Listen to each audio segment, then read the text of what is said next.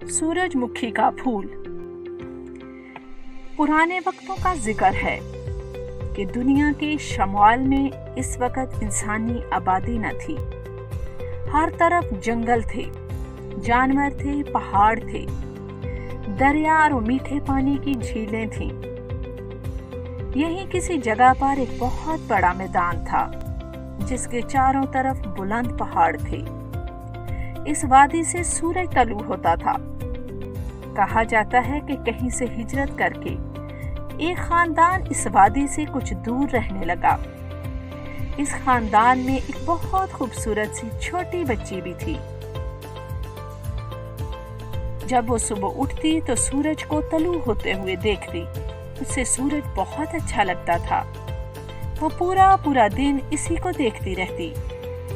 ये भी कहा जाता है कि शायद वो किसी बर्फानी इलाके से यहाँ पहुंची थी, इसलिए छोटी बच्ची को सूरज बहुत पसंद था।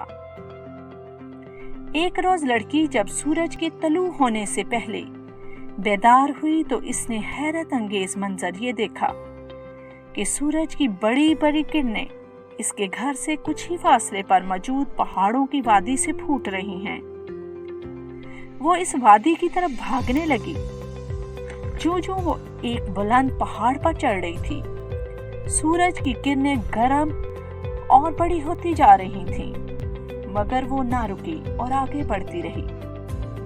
फिर आखिरकार वो इस जगह पहुंच गई जहां से सूरज तलू हो रहा था।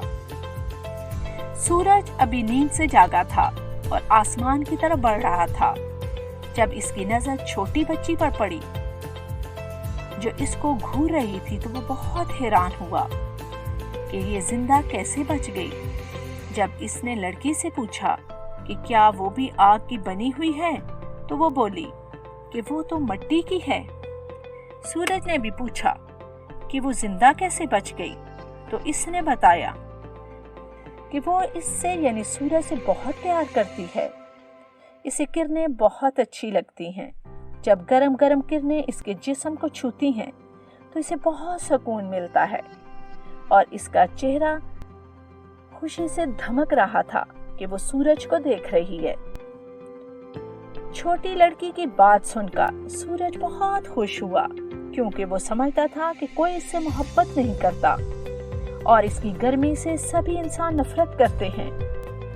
इसने खुश होकर छोटी लड़की से कहा कि वे हमेशा इस पर अपनी किरणें नछावर करता रहेगा।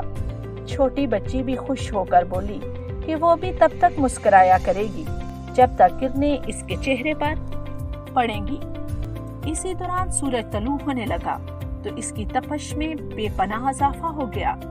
लड़की जो गर्म किरणों से लुत्फ अंदोज हो रही थी, इसका जिस्म सूरज की तपश से पिघलने लगा। फिर देखते ही देखते वो पानी की तरह बहती हुई नीचे मैदान में पहुंच गई। जमीन ने पिघली हुई लड़की को अपने अंदर जज़ब कर लिया और फिर कुछ दिनों बाद वहां एक पौधा उगा जिस पर एक खूबसूरत कली मौजूद थी।